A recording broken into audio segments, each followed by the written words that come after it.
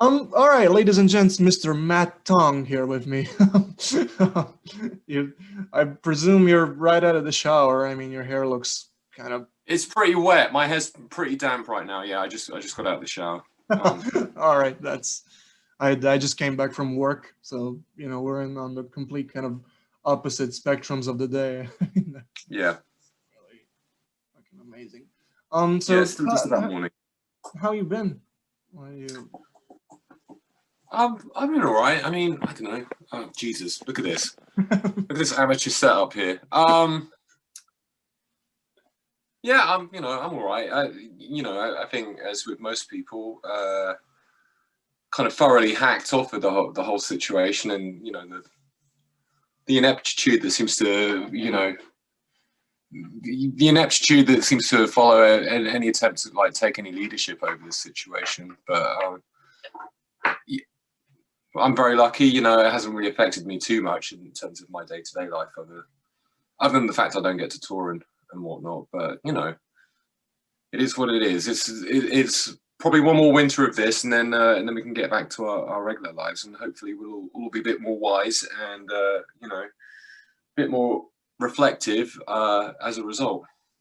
How are you? How are things over there, man?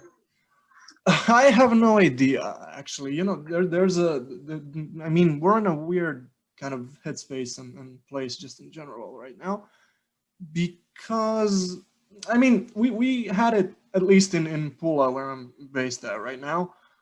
We had it pretty good up until mid-October, in a sense that the Istrian region was probably at some point, I believe, don't quote me on this, but if I hope I remember this correctly, we were the only region that was green lighted in the world at some point.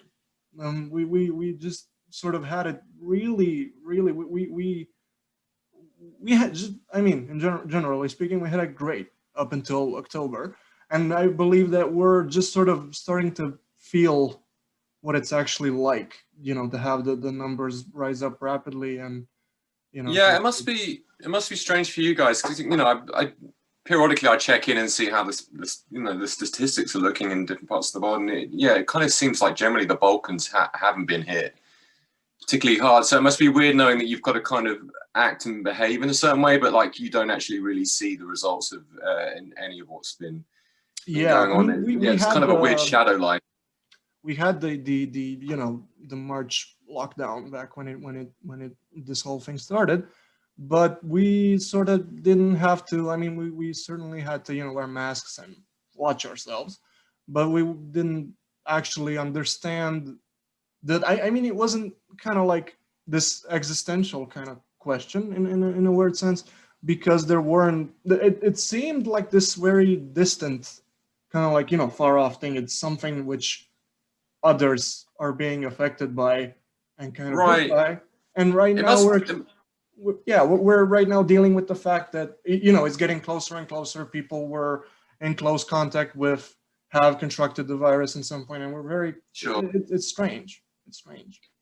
Yeah, it must feel like you've woken up from like a weird, unsettling dream, and you can't quite remember what it is, but you have some sense of the quality of that dream, but it's just not tangible enough. It must be a really strange feeling. I mean, I'm in New York, so like the epicenter of the initial outbreak back in March, and for what it's worth, it almost felt like a similar thing, because suddenly you're in, and I got the COVID, and I was sick in April. I had it, and so I was so paranoid about leaving the house and getting anyone else ill. I didn't do anything for a month, but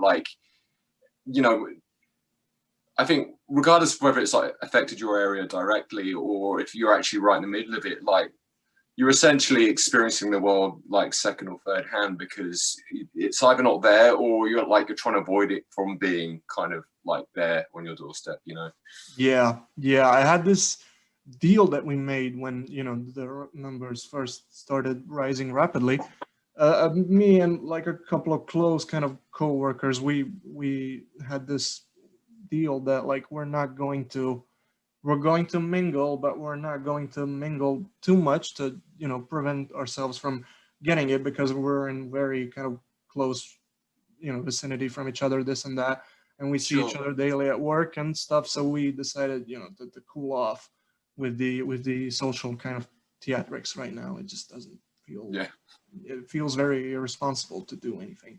Well, outdoor stuff is fine so long as the weather kind of holds up. I guess it doesn't get too cold where you are in the winter, right? No, not really. This winter has been, I mean, so far we're not really. We're just sort of entering winter right now. It's kind of mild. I mean, it usually is. I mean, so you know, it's cool. We can hope. Essentially, yeah.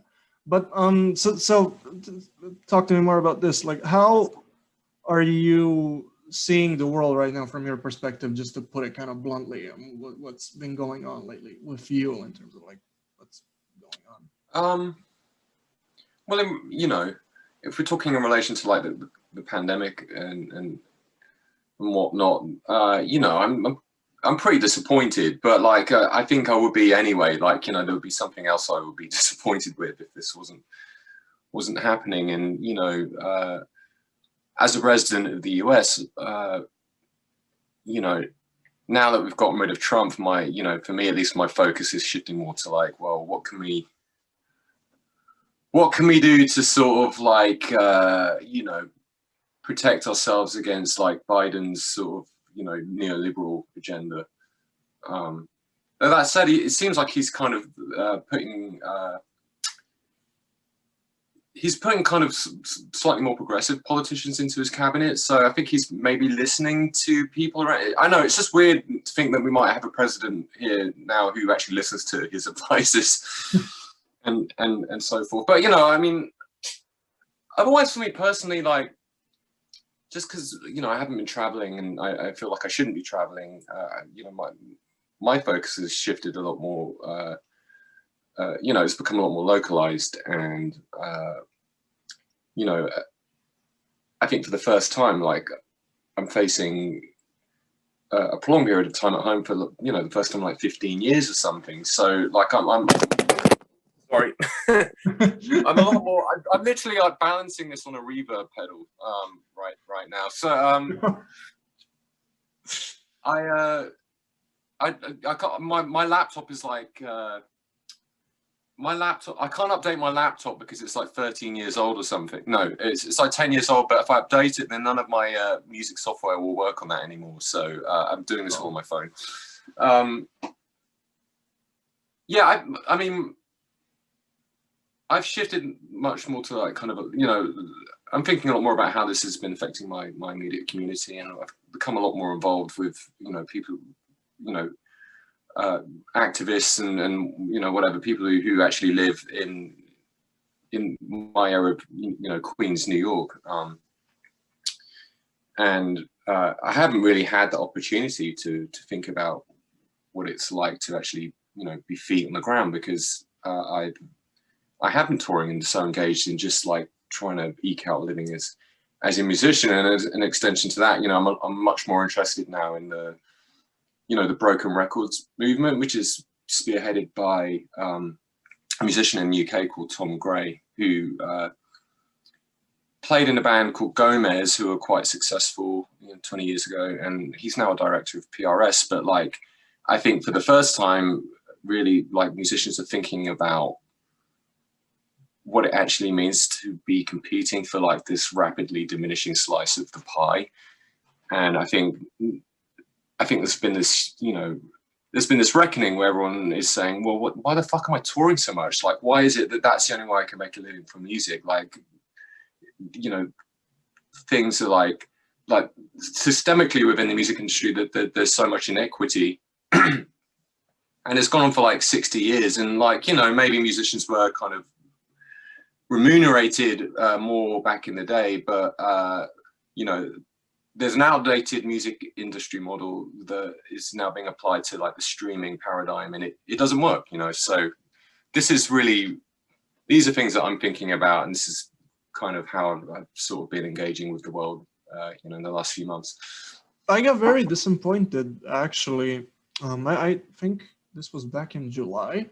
I saw kind of like a press run that, you know, the CEO of Spotify did, and he said something along the lines that musicians shouldn't, you know, rely on this 2 to 3 year album release cycles if they wish to make more money from streaming services, which basically just puts, you know, the quantity aspect of it in the forefront. And I was very, I remember that made me very angry because like it just, you know, given the situation that, you know, the absence of touring and this and that, you just have Yeah. to rely on sales. I mean, first and foremost, Daniel Ek is the technocrat, and like a very, very, very distant second, he's a music fan, and you know, he certainly he doesn't really know what it. He could never know what it's like to actually try to be a working musician, and you know, that's not me or other musicians complaining about our lot in life. You know, I made a decision to try and be a musician, and like by and large, I've been, you know, reasonably successful, and I'm very lucky to still be making a living from it. But it's still a job. It's a job like any other job ultimately. And, you know, I think with, you know, people talking a lot more about what it is to perform emotional labor for other people, and, you know, music and other forms of art definitely falls into that category. And it's labor, you know, it can be quite hard work. It can be fun, but it's also quite difficult. But like, I just don't think, the CEOs of Spotify really understand. I think they don't really understand how money works anyway, because they have so much of it. And I think, you know, when suddenly you know, you're worth like billions and billions of dollars or whatever, like, I think it must do something to your brain anyway. Like, you must be so far removed and detached from the reality of everyone else's lives that you couldn't possibly, how could you understand or empathize?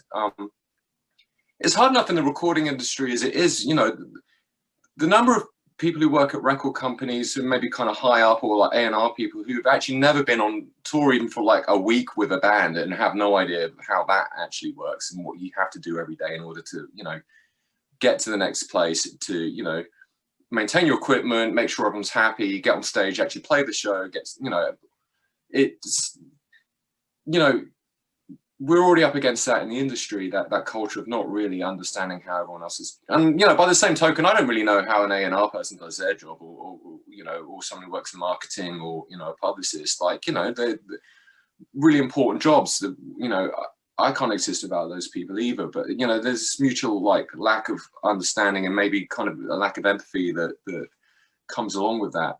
And, you know, so I certainly don't, it's disappointing. I don't expect like a tech bro, a successful tech bro, to really ever have a sense of what art is and like how, you know, commerce should like relate to that art, you know. And Daniel Ek's wet dream is like AI generated music becomes so advanced, and people become so like, you know, numb or kind of just indifferent to the idea of actual people making art, full stop. You know, like if he just had computers making music and just like continually adding content to Spotify, he'd be happy. It cuts out the middleman, which is like, you know, the musician and kind of the record companies, whatever. Did those views, I mean, I'm always interested, you know, to talk to creatives about this, especially again, given the pandemic and this and that. I had certainly found that since March, my kind of generally my creative output became much more darker. It has this sort of kind of dready-esque undertone.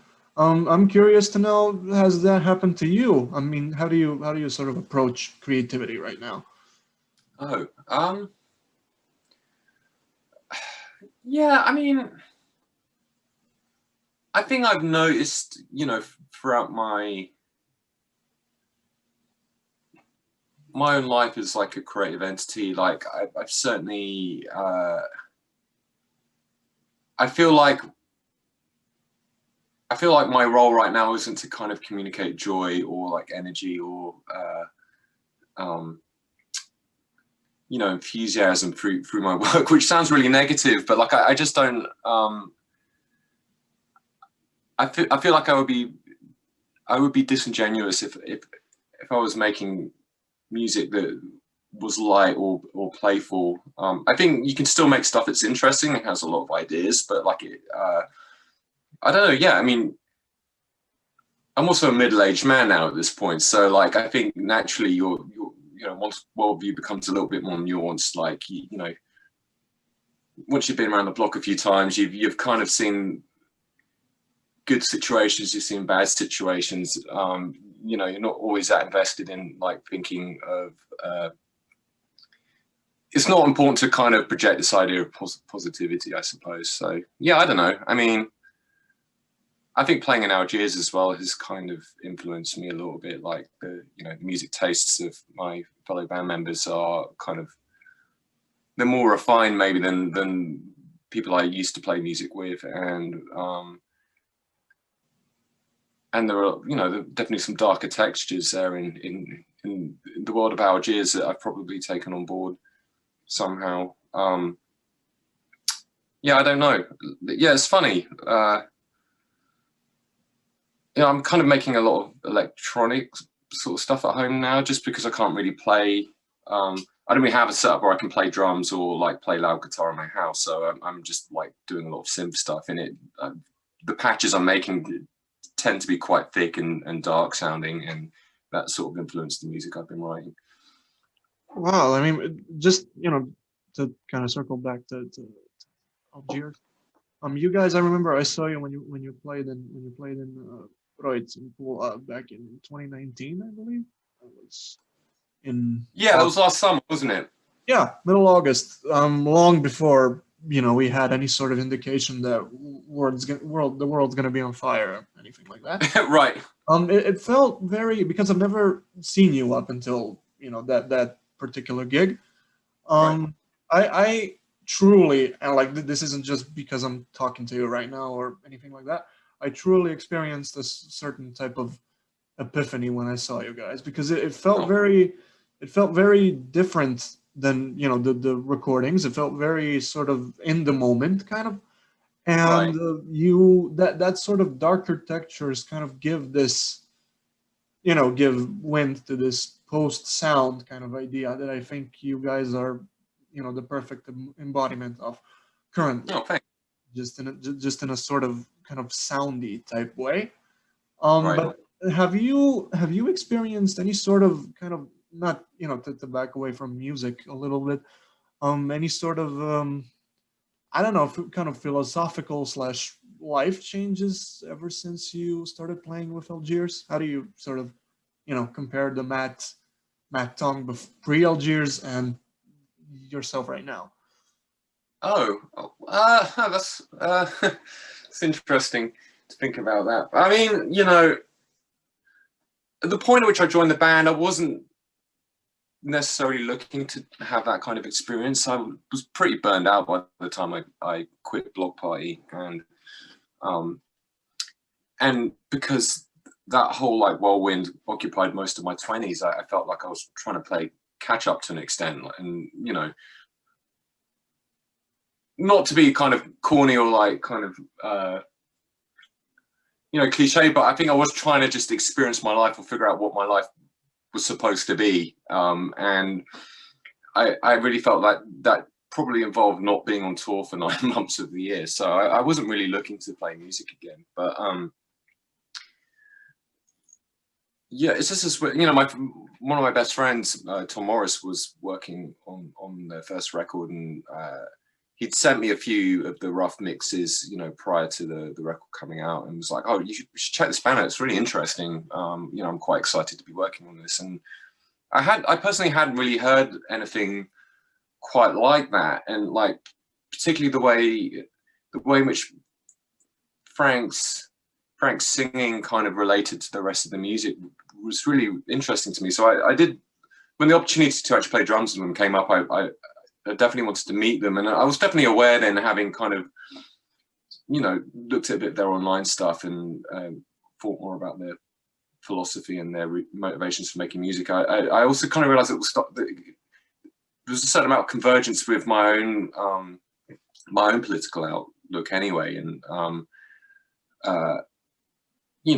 I feel like I was slowly kind of becoming a little bit radicalized up until that point anyway, and it's just this weird kind of it's this weird coincidence where this very specific band kind of just seemed to line up with where I felt like I was heading intellectually anyway. So I think then, getting to know, Frankly and Ryan, a lot more through, touring with them for 5 years, it certainly helped me to coalesce, help some of my ideas about the world to coalesce. And it also made me think a lot more about how my experience wasn't necessarily that common. My experience didn't have that much in common with them because of where they grew up as well. Like I think, although I've been in the US for 10 years, I live in the Northeast, and it's very different from the South, and it's very different from Georgia. And if anything, like, the Northeastern mentality in the US is a little bit more akin to how people kind of think and interact with each other back in the UK. So I don't know. I mean, it's definitely changed me, but I think by the same token, I was looking to, maybe unconsciously, I was looking to have something to help force the issue in my life as well. Yeah, obviously. I mean, people that you surround yourself with, be it professionally or, in a non-professional light, they certainly, whether we like it or not, they have, they influence us greatly. When you sort of add everything up and together and this and that. But sort of, okay, so walk me through this. You leave Bloc Party, and I believe, if I'm paraphrasing, but you were in, you made an appearance on the Trapped podcast a while back, and that's right, yeah, Trapped. And you mentioned something about you being. I mean, you mentioned this. You briefly touched upon this before when we talked. You felt burned out, and was there a certain kind of like point, before joining Algiers, that you sort of swore off music for the time being, or just playing, in a band with other people? And I mean, I was kind of like, I was tooling around with various things. I mean, I was, I was kind of recording my own music kind of piecemeal in my old house, and where I had a bit more of a kind of recording setup. But I didn't have any aspirations for it. I mean, I certainly wasn't going to try and form a band and like try and promote my own music. And like, there's a reason I keep ending up playing. I do a bit of everything, but there's a reason I'm always playing drums in a band, is because I'm not a great leader, and I'm not very good at directing other people. And I'm much more comfortable on stage, sat behind a drum kit, and helping to elevate the experience, from that position. But I was definitely. I mean, I would be sad if I never got to do music again. That's for sure. It's something that's been a part of my life for 35 years now. Yeah, I mean, I certainly. I wasn't really interested in being an active member of the music industry, and I was, toying with the idea of going back to university to train as a music therapist at the point at which I joined the band. But I don't know. I don't know what it was. It just seemed like a perfect. It just seemed like a really good opportunity to maybe undo some of the anger and resentment I felt about what it was to be a musician in a band, and actually learn about the nature of collaboration with a different group of people who are coming at music from a completely different perspective, I guess, and channeling a different set of experiences. So I hadn't sworn off music entirely, but I was a little bit reluctant to kind of get too involved, for sure. Right. Yeah. So one of the key kind of aspects, at least from a listener's perspective, of just the whole kind of aesthetic. I mean, the term isn't really spot on, but kind of like the aesthetic of Algiers is the fact that you guys are very keen on breaking all sorts of barriers, be it, kind of just musical barriers in terms of genre, or any sort of kind of drawers you may be placed in, or this and that. How, I mean, being a musician that, especially right now with Algiers, I'm sure that was the case with Bloc Party as well, but you're touring all over the globe, literally. When it's not the time for slowing yourself down because a virus might kill you. Right. how do you, I mean, that's also kind of the big kind of question that I try to discuss with as many different people as possible. How do you look at language and kind of the cultural aspect of it? In a sense, do you find breaking language barriers exhausting, or do you find it kind of sort of fun and, a challenge to be overcome? Oh, yeah. I mean, that's a good question. I can't speak to the others in the band, or I can't speak to the experience of anyone I've played music with on tour. But for me personally, I always carry a certain amount of guilt that I grew up in an Anglophone country, and that, at least as far as pop music goes, Anglophone music kind of dominates. It dominates in the West, it dominates in Europe. And I always feel a certain amount of guilt about, going to France or, Croatia or wherever, the Ukraine, and expecting people to like fully engage with the music, because English isn't the first language, But I think, at least in Algiers, I think our approach is just to, perform in good faith. Like, people, you just hope that whoever ends up coming to the show, like, is interested in seeing you because there's something about the music that speaks to them, and that, it doesn't really matter if everyone totally gets what it is we're singing about, or, whatever. We're still trying to represent our recorded music in a communal format, and it's really about sounds kind of really corny, but it is about bringing people together, and like giving people the opportunity to be around each other and like be bathed in this noise, and I think it's one of the saddest thing about the pandemic is that communal experiences are completely sidelined now, and people can't, they can't get together and just have that release of either going to a sporting event, or going to, a religious service, or, going to a concert, or whatever people like to do in large groups, to be around each other. So, yeah, I mean, if you're talking about like the practicalities of like day to day, like just dealing with being on tour in like countries where English isn't the first language, we we try and get by. Our tour manager / percussionist Tristan lived in Germany, so he speaks fluent German. Frank speaks fluent French, so it feels like two of the main places we would play, we've kind of got that covered. And and other places, like, fortunately for the most part, people are extremely gracious and like kind enough to accept the fact that we don't speak the language. Well, yeah, I mean, that's not really an issue anymore when it comes, at least, I don't know how things are elsewhere, but at least when it comes to Europe, I don't think we are sort of very malleable and adaptable in this sense that we. Yeah, absolutely. I mean, yeah, I think, don't quote me on this, but I believe that I saw an interesting piece of data that like at least 85% of the Balkans speak English fluently as their second language. Right. Very, very kind of wow. Because my parents I mean, they understand some English, but they're not kind of fluent. And their generation was very, partially because Yugoslavia was, built on the foundation of like bringing the Balkans together. They Right. didn't really have much business to do outside of, the Balkan region. Yeah, But I totally get that. I totally get how history like informs that, as it being a generational thing. I think probably the internet has also kind of changed people's like facts. Yeah.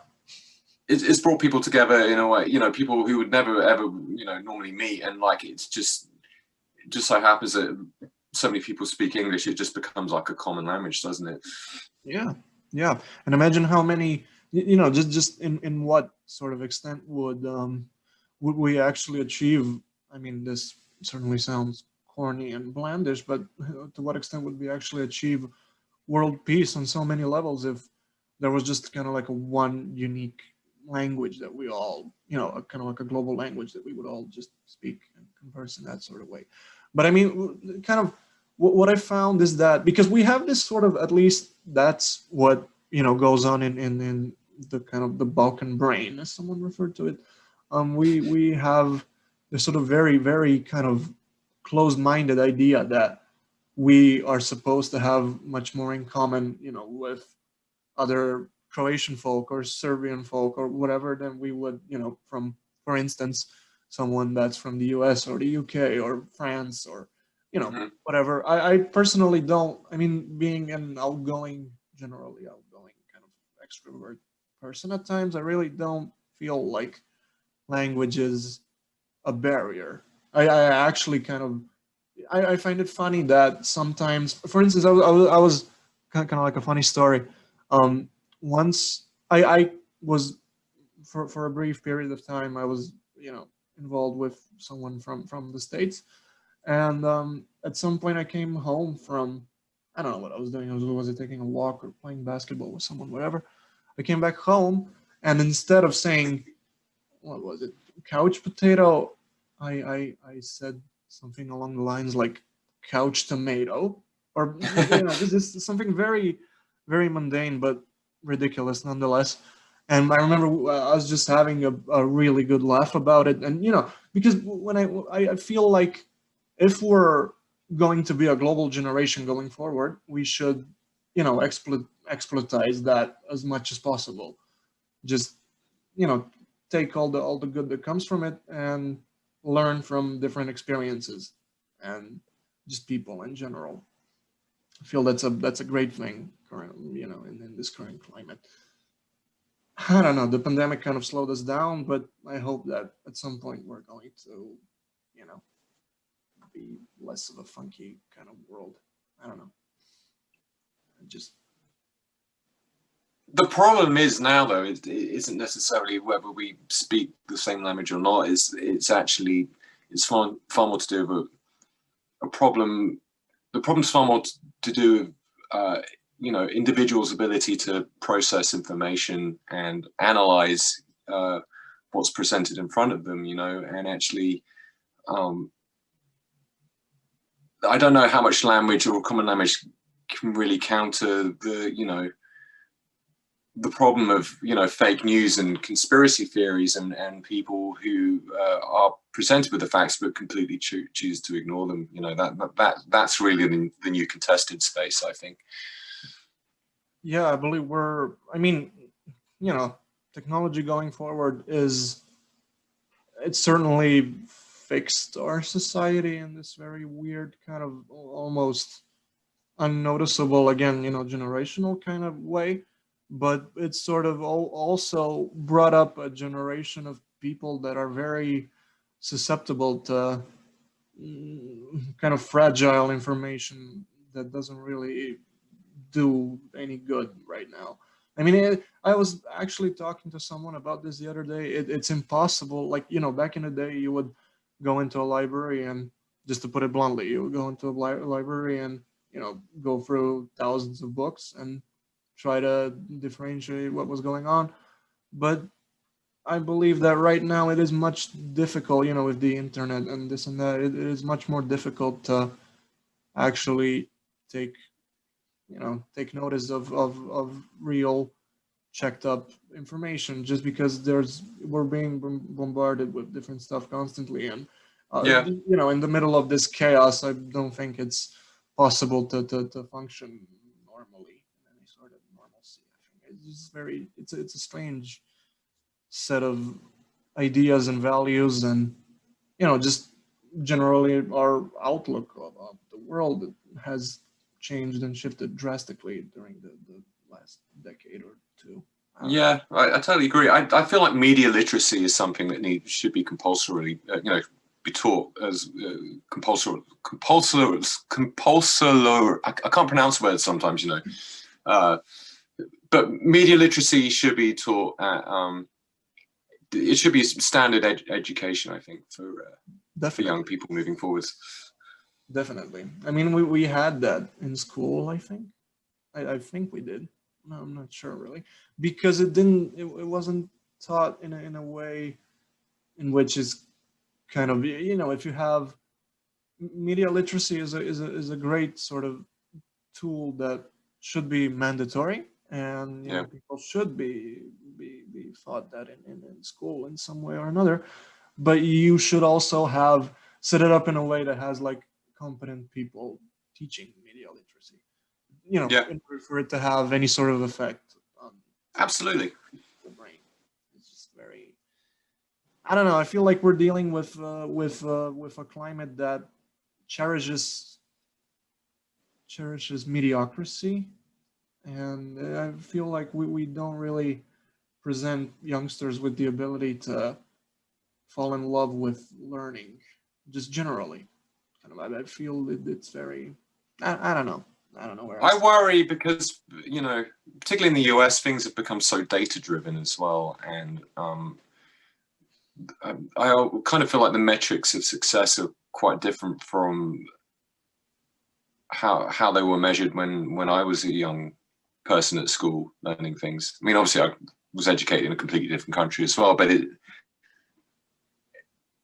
is worrying that like the focus is shifting a lot more to kind of ticking certain boxes and actually valuing that over, giving people the tools to adequately analyze and reflect on information and, and ideas, I guess. Yeah, yeah, and it just pains me to see that kind of. I mean, it's not like we're doing. Just speaking from a kind of like a global standpoint, we don't seem to value just education in the most kind of benign sense possible. Like it just feels like we lost, and seeing as the flat Earth movement is on the rise, the anti-COVID people are all around us, and this and that. I mean, the flat Earth thing's ridiculous. I mean, I think it just started off as a joke, but people like, the number of like Premier League footballers are, I think, beginning to espouse these ideas now, just because they don't do anything like when they finish training. They just sit around watching YouTube, and the fucking algorithm just starts cycling this stuff. It's like they're like, what? the Earth is flat.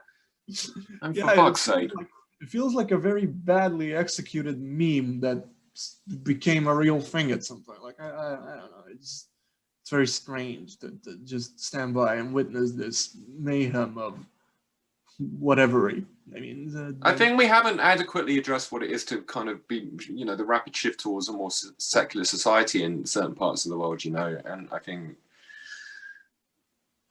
when you're no longer thinking about God or the nature of God or whatever that is for whatever, however that is appropriate to your particular culture or certain beliefs. Like, I guess when I'm not advocating for like organized religion at all, but like I think we haven't addressed how to deal with the lack of that now, and people just want to fucking believe something. I don't know why that's important. I don't fucking believe in anything. I don't give a shit. I'm a nihilist. Yeah, I believe you said this on the Trap podcast as well, and this is a really interesting idea. You mentioned. I was in LA. I probably had heat stroke. I mean, you mentioned something about you not being. What was it? You mentioned something about you not being afraid to be unhappy. It really resonated with me. I felt like, wow, it was put so beautifully and so like. Oh, thanks. I don't know. It was just so easy to digest. Like, this is it. This is how the majority of the world is feeling right now, in the sense that I think to expand on that thought, I certainly still subscribe. I mean, I should clarify. Feeling unhappy isn't great. Like, I'm not saying that's something that should be celebrated, and I'd certainly have bouts of I go through bouts of depression, but it's by no means as serious as some friends. I have some friends who really have to struggle with that, and like, it's a horrible feeling. And I don't mean to kind of belittle or kind of take away the real repercussions of feeling like shit and like you have no hope and whatnot. But like, I think there are definitely some people, and I include myself in this, who sometimes just feel, and to politicize a thought, like I think, one awful like problem with capitalism and the way in which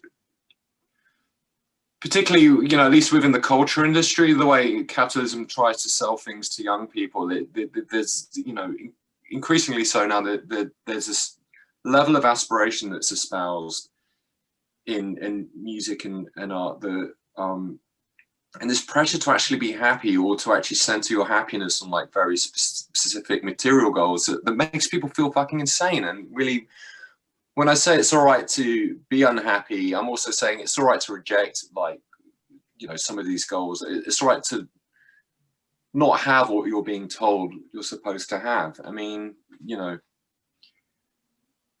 I'm sitting here having had a fairly, you know, moderately successful career as a musician, and like sometimes I catch myself thinking, God, but it could have been so much more. You know, Bloc Party could have been like so much more, and it wasn't. And it's like, I have to kick myself something. I'm like, that's fucking crazy to like, you know, to even have gotten this far. It is so beyond my you know, the scope of my teenage imagination. I'm very lucky, you know. And it's like, I'm like, fucking hell, it's like I'm manifesting like the signaling, the messaging that we all get, to actually show something for all the time that we've put into whatever endeavor. And yeah, I think to not be fearful of being unhappy is also to not be fearful of showing that, you know, life can be really mundane, and you know, it doesn't always match up to our expectations. It's all right to be disappointed, you know. Yeah. I guess it's what you do with that moving forwards, or you know, how do you find that? What's like a true and like real way of finding a sense of self-worth? You know, is it through really fostering your friendships, or you know, like really working on your family life, or you know, how do we find like a sense of satisfaction beyond like kind of you know, finding a fucking yacht to like take a really good selfie on? You know what I mean? It's like, well, I knew the game was up, man. I knew the game was up about it was about 4.5, maybe 5 years ago. It was just before the 2016 election, and I you know, this is back when I used to use Facebook, and I was just happened to be watching a video of someone on a BMX bike, and I guess he and his friends spotted a Lamborghini parked outside a restaurant, I think in Seattle, and he rode his bike up. And you know, it was one of these modern sports cars that has very kind of shallow rake, so he at the front, so he just used this car as a ramp, and he rode up to it, jumped on the car, and then jumped off the roof. I was like, oh, that's quite funny, you know. And then I read the comments, and I was like, what the fuck? And it was just like regular people who were like, I can't fucking believe this vandal, this hooligan, like, look what he did to this beautiful sports car, you know. And they were all like sympathizing, or they all like all these people really, to a man, they were all projecting themselves as the owners of this vehicle. And I was like, oh man, this is pretty fucked. This is like a level of aspiration that's gone way out of control, you know. Like, and let me guess, as soon as you saw that, you decided to say goodbye to Facebook, and you deactivated your account right away and was like, yo, I'm not doing this again. No, I sold my Lamborghini. All right. Yeah. Makes sense. I mean, you know, if you weren't exactly kind of like the Dave Grohl type of guy that you could just, you know, walk up a street and buy a freaking house from the immense Bloc Party money, but you know, it was something. At least Lamborghini. I wish. Yeah. So do you keep in touch with the guys from Bloc Party, or are you on? And what? I'm still. I mean, you know, Gordon is. I consider Gordon to be a very close friend of mine, and you know, he, of course, left the band at a similar time to when I did. But that's not why we're still friends. I mean, you know, we have a lot in common, like our tastes, and I think our political viewpoints are quite similar. And you know, we have had this shared experience for almost 10 years. You know, that no one can take away from us. I mean, I hear from Russell from time to time, but like, not really I haven't made a conscious decision not to be in contact with Russell. It's just, I think we've kind of fallen out of touch a bit. And when he doesn't live in London anymore, he lives kind of in the suburbs, and so and he has a young family, so I'm very rarely in London long enough to actually see everyone I want to see. But yeah, I mean, I would certainly, I think if I'm ever back there again on tour and I had the time, I'd certainly try and reach out to him. It would be good to catch up with Russell. Kelly, I haven't really heard from since I quit the band, but you know, things weren't quite, you know, things weren't so rosy between the two of us by that point, I would say. But you know, it is what it is. I don't, you know, sometimes that's just the way things end, and you know, I don't feel particularly sad about that. You know, I choose, and I prefer to think of myself as having been incredibly fortunate to have met those guys when I did, you know. And you know, if we're talking about Kelly, like if it wasn't for his desire to actually make the band work, then I wouldn't be sitting here now talking to you. You know, that's an unshakable fact of the, you know, of Bloc Party. You know, the band would not have happened if it wasn't for his hunger and, you know, his ambition, and that's really important to honor and acknowledge, regardless of how things turned out. Well, yeah, I remember when I was really, I mean, Sudden Alarm, I think, had just came out. That was back in 2005, if I'm not mistaken, right? And it came out in February 2005. Yeah, so my dad used to, as soon as it came out, it got, you know, circled around Europe, this and that. And as soon as we got a hold of it, on a kind of national level, my dad bought the CD from a local music shop. And, you know, every single morning when we used to kind of, you know, drive to school and this and that, he would always play Silent Alarm in its entirety if there was. Oh, so your dad got you into Bloc Party? That's funny. Yeah. Man, I'm so old. No, not necessarily. I mean, it was just kind of like this very, you guys kind of happened at a right time, because it was just kind of this Britpoppy kind of, you know, generational shift happening on a global level, and you know, sort of waved goodbye to the oldsters and said hello to, you know, people like me who just sort of had something to identify with at a very young age. I mean, that music is always going to sound familiar to me, and even though we, you know, haven't formally met yet, I feel like I certainly share this sort of experience, kind of just knowing that that's you on the drums back there, and it just, you know, it's very your sort of presence of all of you. I mean, if we at some point would, you know, meet up in London with the other guys, I feel like we would have, you know, achieved some manner of connection, just because you guys were there from the very beginning, kind of in this very. Oh, hold on, man! I'm running out of battery here, and like it makes my Zoom run. Here's my charger, so I'm gonna just plug back in. Sorry, finish your thought. Sure. Okay. That's okay. But yeah, it just feels like it feels like I know you guys, even though we've never actually met, just because that music was very honest, and that music was very, I don't know, it just felt like ripping bones in the most kind of literal sense. Right. I mean, yeah, I think it's really important on both sides of the, you know, both sides of the equation to honor that as well, you know, like, even though the industry tries to force you to live in a bubble just through the sheer demands of, you know, constant touring and whatever, but like, it's important to acknowledge that as a musician or an artist, you're not, you're trying to reflect the world around you, of course, and, you know,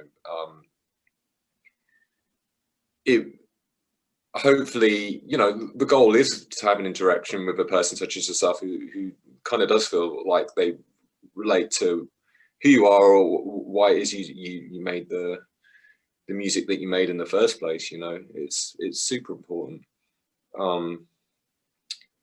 You know, and I think that's one of the tragedies, not the tragedy, one of the side effects of like constant touring is that quite often you just when you're in a band or whatever, you just don't have the social energy to actually seek out that connection, because, you know, you're really tired from having to deal with yourself and then deal with like your fellow bandmates and everybody else that you know, the people you see every day who in a different place who you may never ever meet again. You know, it's just, you know, it's a shame. And then you become, I feel like when you're not able to take the time off in between tours or records to actually go about your day-to-day business, it becomes harder and harder to actually make music that, you know, reflects something that is, you know, honest, I guess. Yeah. So just before I let you go, feel free to cut me off if you feel like you don't want to discuss it just yet. A while ago, you hinted via Instagram that you were halfway through a record of some sort. Yeah. Is that anything solo, or you just? It's just me. I'm really taking my sweet time over it. I've just started. I want it to be about 10 songs long, and I've just started the 8th song. And yeah, really, what I said to myself when the lockdown started was, I've got, you know, I was, and this is the same for everyone else in Algiers. You know, like, I think I've had this experience before. For them, this is the first time they've had to deal with any of this kind of, you know, this ennui or this existential kind of, like, you know, crisis that comes with having just to continually tour. And you know, I feel like I haven't really learned anything in the last kind of 3 or 4 years of playing the band, and that's not the fault of anyone in the band at all, but it is kind of a knock-on effect of having to kind of just continually grind, you know. And I think what I said to myself at the start of lockdown was, well, I don't know when I'm going to go back on the road again. And like, as a musician, I still have a vested interest in improving or like expanding my knowledge of how music works. And,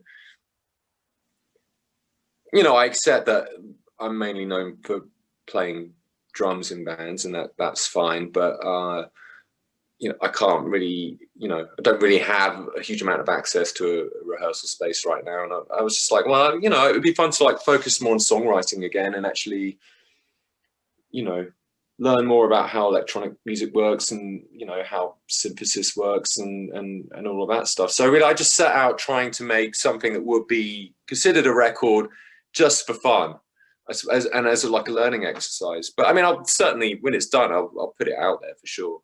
Oh, that's cool. So I haven't really. I'm not very good at social media, and I'm not very. I'm really reluctant at like self-publicizing stuff. I'm you know, to the point that it's like very annoying for other people around me. But you know, I'll try and make a video. I'll try and, you know, get it out there. But and that I'm fine with that. But I'm hoping it will be. I'm hoping I'll have finished actually recording everything by late January. That's my goal. But yeah, it takes me a long time to do anything. I'm just like I work very slowly. Yeah, you and me both. I mean, you know, Ryan already got his record out. He did that pretty quick, and I know Frank has kind of written a lot of new Algiers music. Apparently, I haven't heard it yet. And you know, Lee helped Ryan with his record, and he and Ryan and another friend of theirs have this Mondo Decay record coming out pretty soon as well. So you know, they've been very, very creative and like very focused on their stuff. But yeah, it always takes me a little bit longer to bring ideas through to fruition. But I've definitely learned a lot, and I'm actually surprised by how much I have kind of taken on board. I thought maybe I was a little bit too old and a little bit too set in my ways to kind of you know, to broaden my skill set. But you know, things I should have known or understood 15 years ago have finally clicked for me, and you know, I'm grateful for that. Yeah, it certainly feels great when things fall into place, despite, you know, the chaos that we're in right now. That's amazing. So I mean, thank you for coming on. Certainly, this was a really great chat that we had. And oh, absolutely. Thanks for your time as well. Yeah, it was good to actually get to speak to you in person. Yeah, at some point, I certainly feel like we're bound to run into each other somewhere. I don't know. I guess, we'll see. I'm hoping for the vaccine. Yeah, I mean, Uh, who knows? Who knows how long it'll take to actually roll that out properly? I mean, a lot of booking agents and promoters are kind of hopeful that things will start up by the festival season next summer. I'm not entirely sure if that's going to kind of happen, but I'd be surprised if we weren't back on the road by this time next year. And we do have tentative plans to be in your neck of the woods, I think, next Yep. winter. So hopefully we can hang out then. Hopefully. Yeah, I'm gonna place all my eggs in that basket for now. me neither, but Yeah, we'll see. We'll see. Anyway, thank you really for coming on. Thank you for taking the time to, talk to me like this. And I really feel like, meeting your kind of childhood heroes, that's always a great deal of fun. Oh, thanks. Yeah. And I wish you nothing but happiness, nothing but, kind of handled sadness. And yeah, that's it. Take care. All right. All the best, mate. Yep.